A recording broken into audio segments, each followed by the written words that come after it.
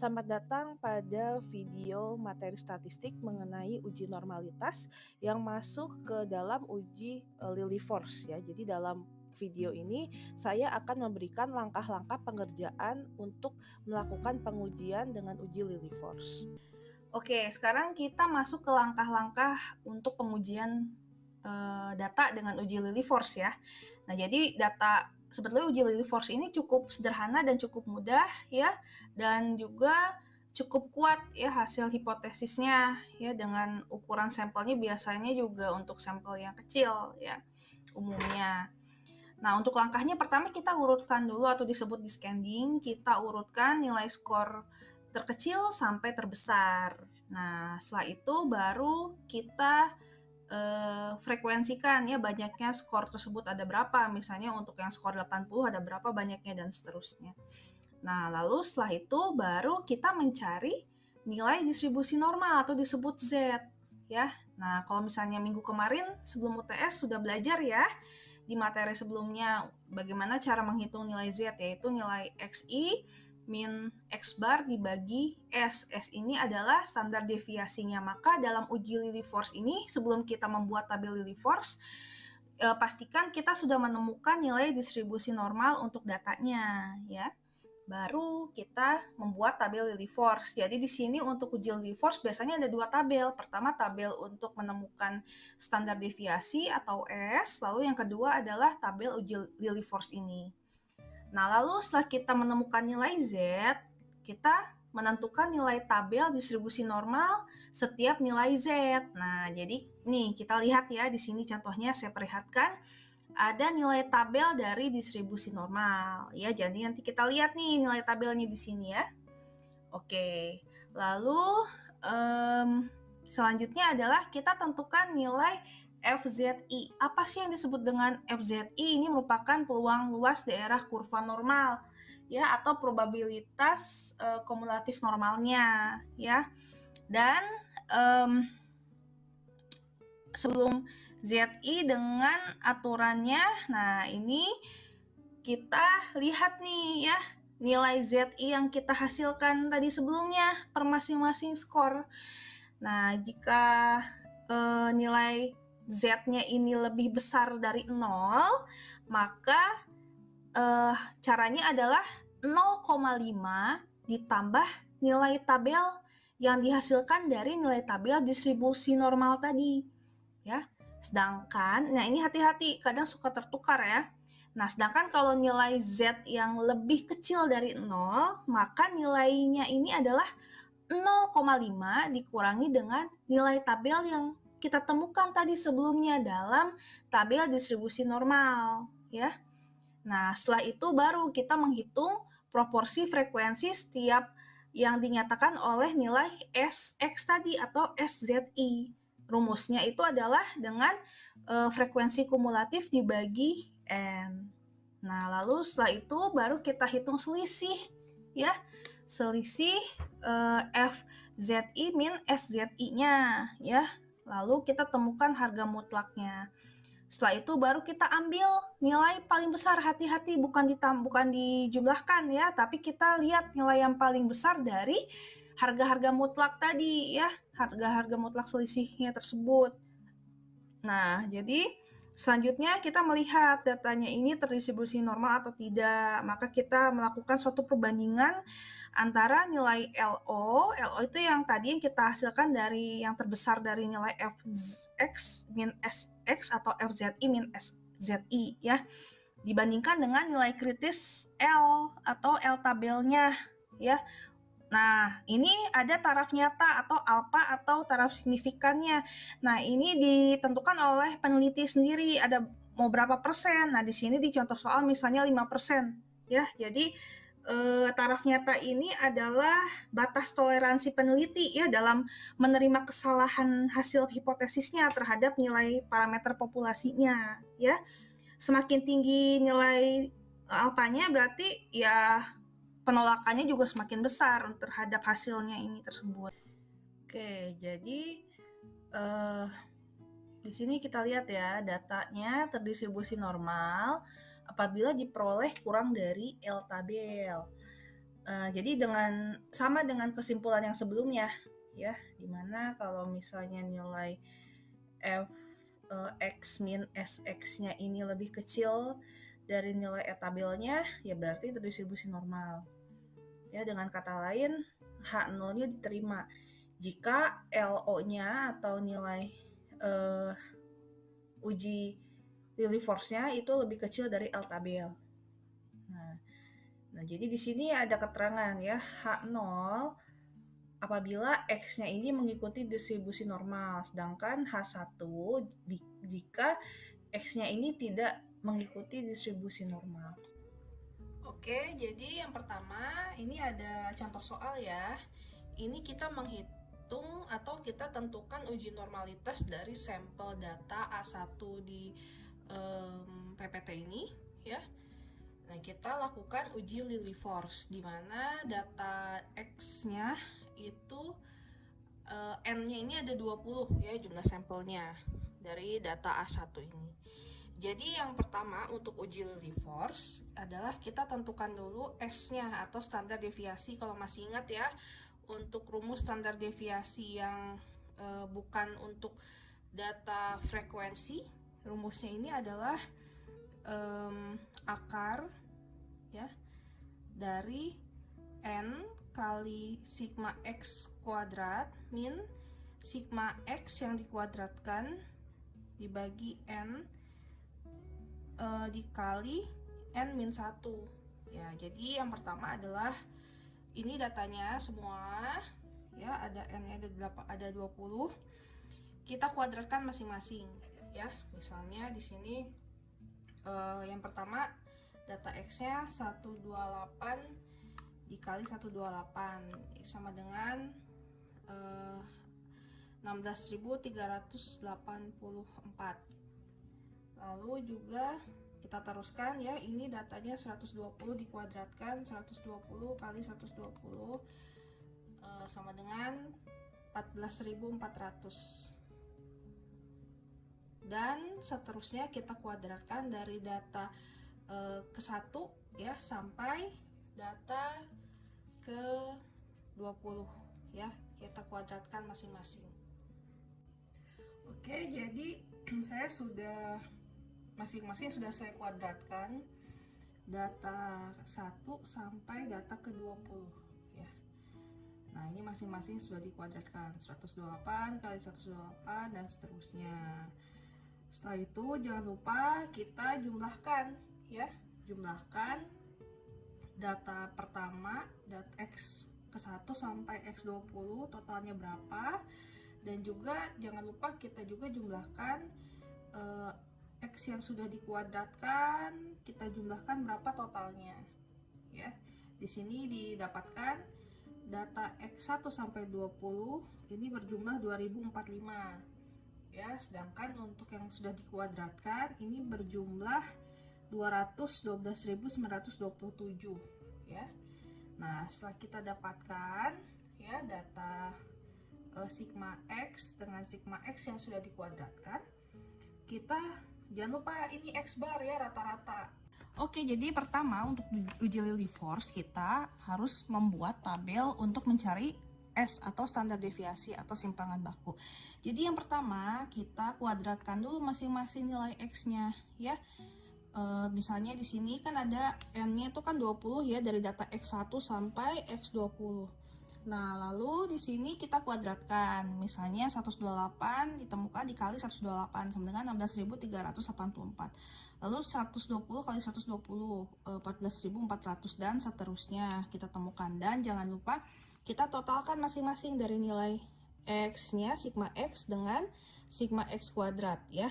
Nah, oke. Jadi kalau misalnya masih ingat ya rumus standar deviasi atau S yang data ini ya, data yang tidak berkelompok ya, dimana S ini sama dengan akar dari N ya dikali sigma X kuadrat min sigma X yang dikuadratkan dibagi N dikali N min 1.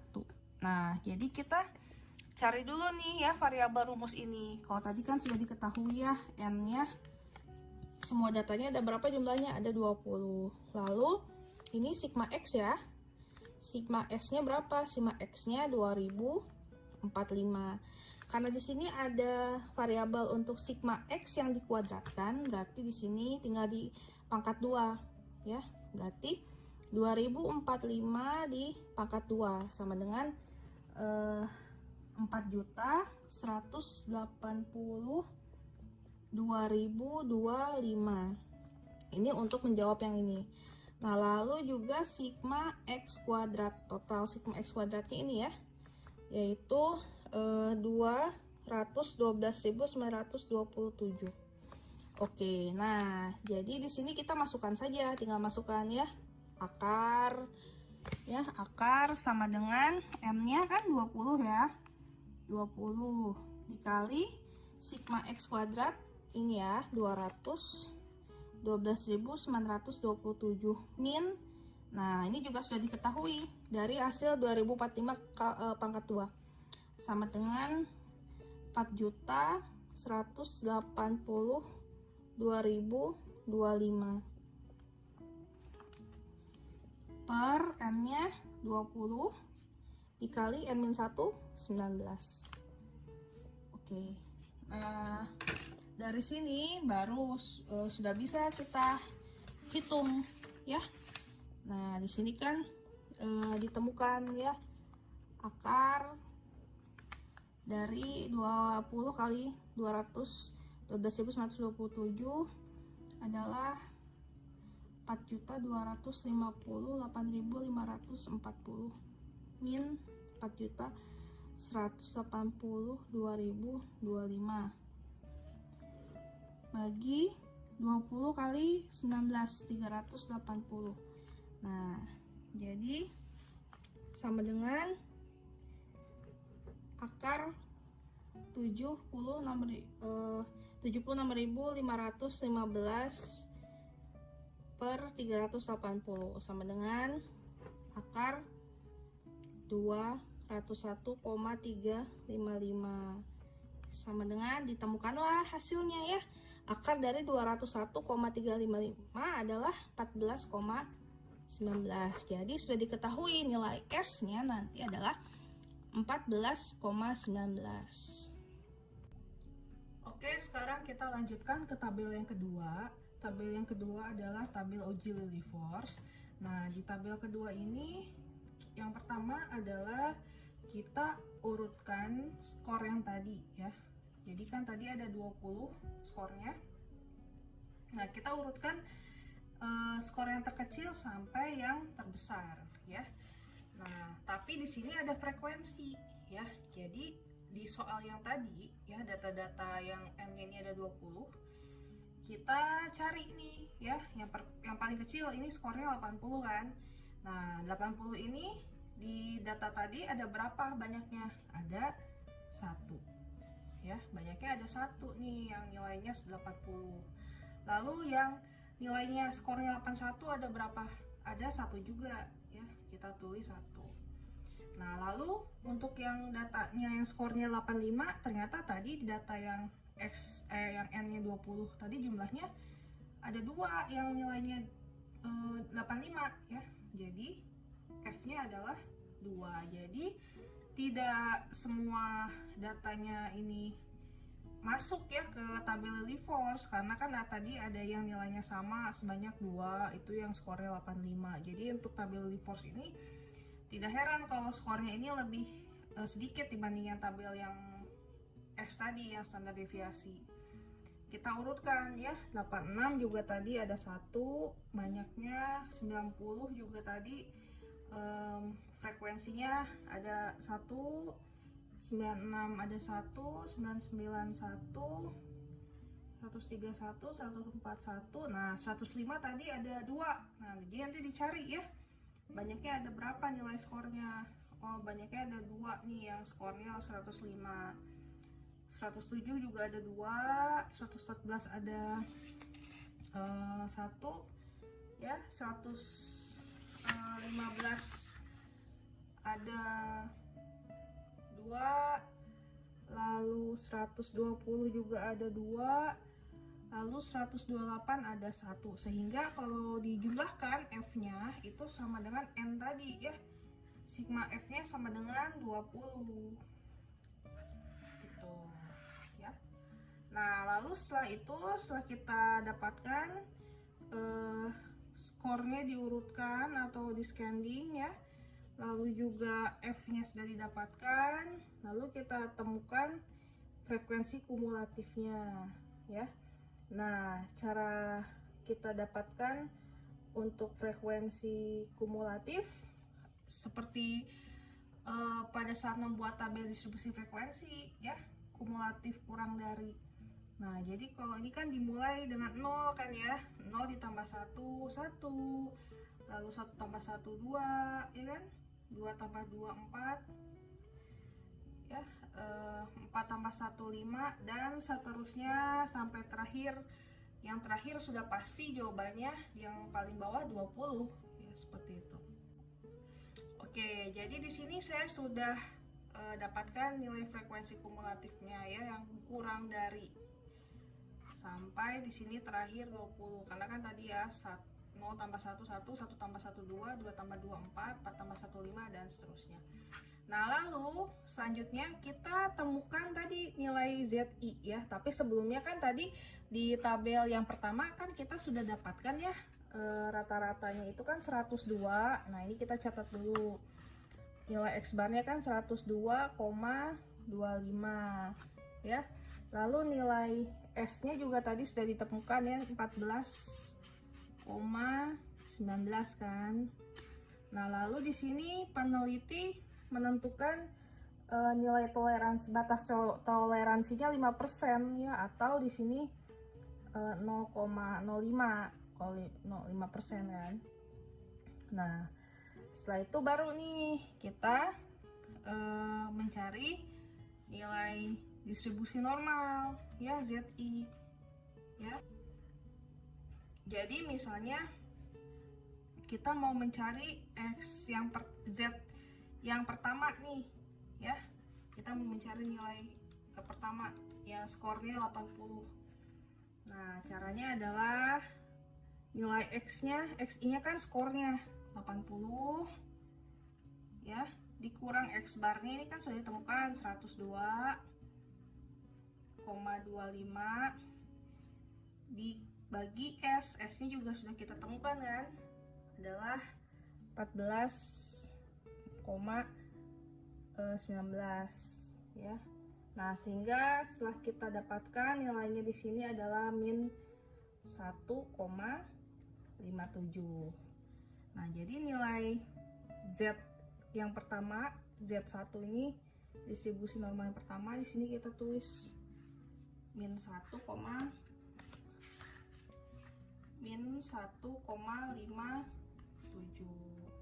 ya. Oke, yang kedua lagi boleh ya, yang Z yang kedua ya. Ini kan skornya ada 81 ya, berarti 81 min 102,25 dibagi 14,19 ya. Ini saya temukan hasilnya min 1,50 ya. Saya temukan hasilnya min 1,50, kita tulis di sini min 1,50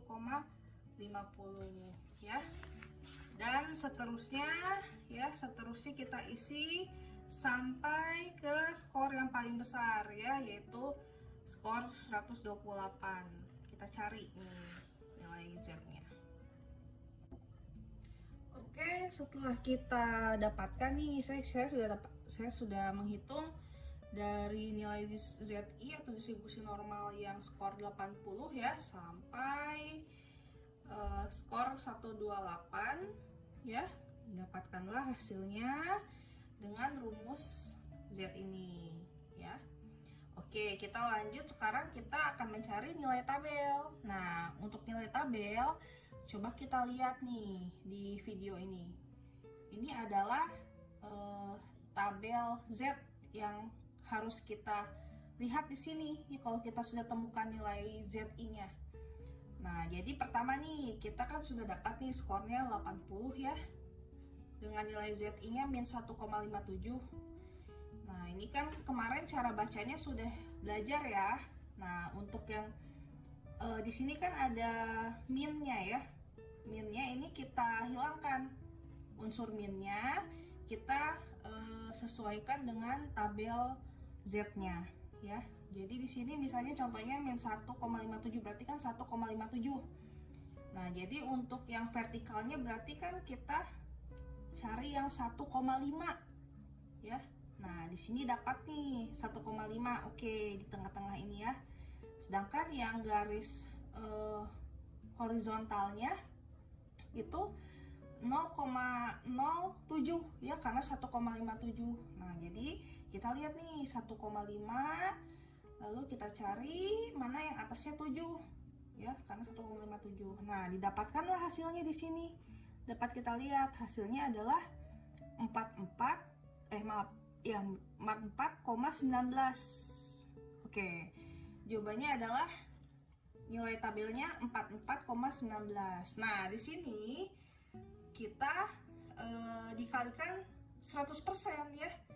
Nah, jadi jangan lupa hasilnya nanti pada saat kita temukan dikalikan 0,01. Ya, jadi di sini nilai tabelnya tadi sudah ditemukan 1,57 adalah 44,19 dikali 0,01. Jadi semuanya nanti pada saat ditemukan dikalikan 0,01.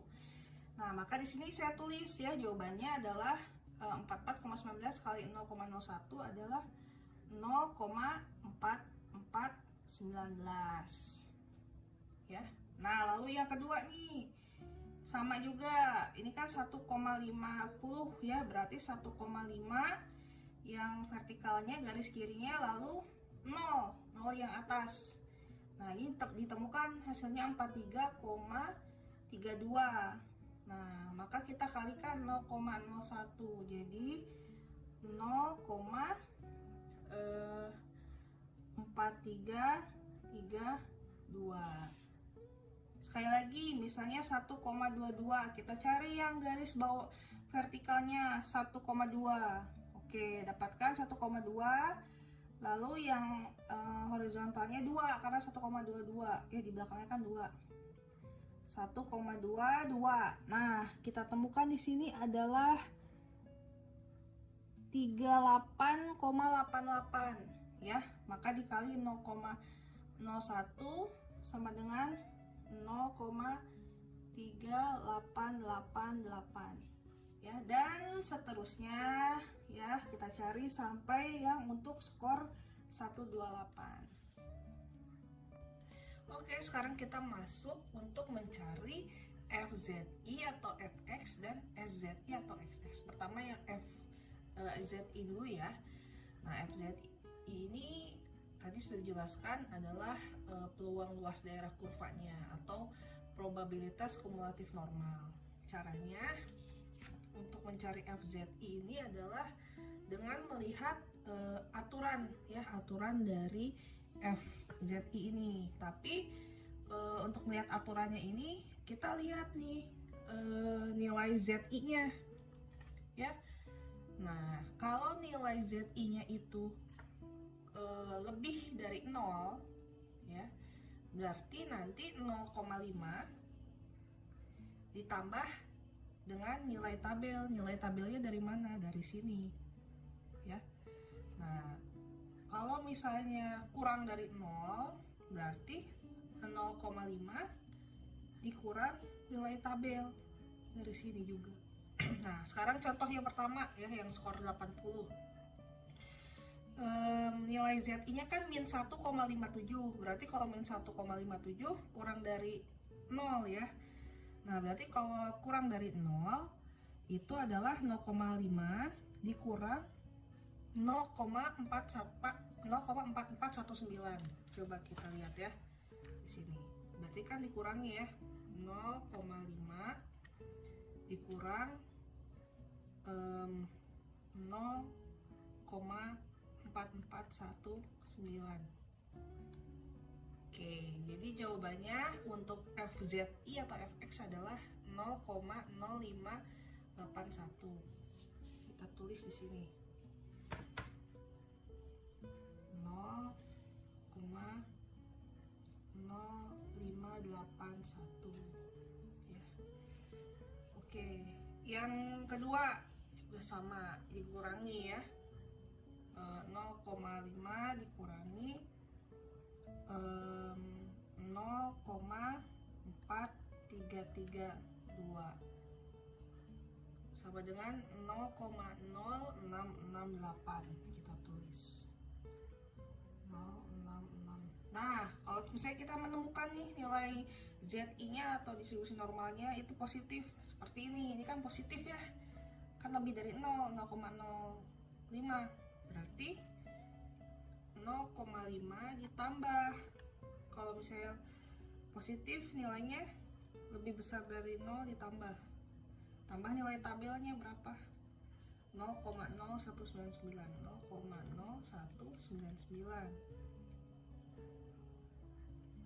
Nah, ini jawabannya 0,5199. Kita tulis 0,5199. Nanti kita isi penuh di sini ya. Dari semuanya di sini untuk nilai FZI dengan aturan yang sama. Maka saya akan mengisi dahulu sampai ke skor 128. Oke, sekarang kita mencari SZI atau XX. Atau SZI ini adalah populasi frekuensinya ya, atau probabilitas kumulatif empiris. Caranya ya untuk mencari SZI ini cukup mudah ya, yaitu frekuensi kumulatif dibagi N ya. Nah, jadi misalnya nih yang pertama untuk yang SZ1 frekuensi kumulatifnya kan 1 kan, ini ya nilainya 1 dibagi N nya kan ada 20 ya, jumlahnya kan ada 20 N nya ya, dibagi 20 sama dengan 0,05 ya. Kita tulis di sini 0,05. Lalu SZ kedua, kita lihat frekuensi kumulatifnya yang skor kedua kan 2 dibagi 20 ya, sama dengan 0,1. Kita tulis di sini 0,1 dan seterusnya ya sampai ke bawah. Kita cari yang ketiga juga sama, frekuensi kumulatifnya 4 dibagi 20 kan berarti 0,2 ya. Seterusnya kita isi sampai skor 128. Baru kita selisihkan saja ya untuk mengisi tabel FZI min SZI. Jadi kita kurangkan saja FZI dikurang SZI ya. Jadi tadi ya FZI dikurang SZI yang pertama nih ya, ini kan dapat nih hasilnya 0,0581 dikurang 0,05 ya, sama dengan jawabannya 0,0081. Tulis di sini 0,0081. Lalu FZ kedua dikurang SZ kedua, tinggal kurang saja, kurang saja 0,0668 dikurang 0,1 sama dengan min ya, jawabannya ternyata min 0,0332. Kita tulis di sini min 0,0332 dan seterusnya kita isi sampai bawah sampai skor 128. Untuk selisih antara FZI min SZI semuanya sampai skor 128. Nah, Lalu tabel yang kanan yang paling kanan ini adalah kita positifkan semua ya, nilainya sama, tapi kita positifkan semuanya untuk yang tabel FZI min SZI tersebut. Nah, jadi kita lihat nih hasil akhirnya di tabel yang paling kanan ini. Mana hasil yang paling tinggi ya. Nah, setelah kita masukkan semua nilainya, ternyata hasil yang tertinggi untuk LO-nya adalah 0,1249. Nah, jadi nilai inilah nanti yang akan dibandingkan dengan L tabel atau nilai kritis L untuk uji Lillie force-nya. Nah, jadi di sini ya, maka dapat kita lihat ya untuk nilai N-nya kan 20 ya, semua datanya jumlahnya 20. Dan taraf nyatanya atau batas toleransinya kan dari peneliti 5%.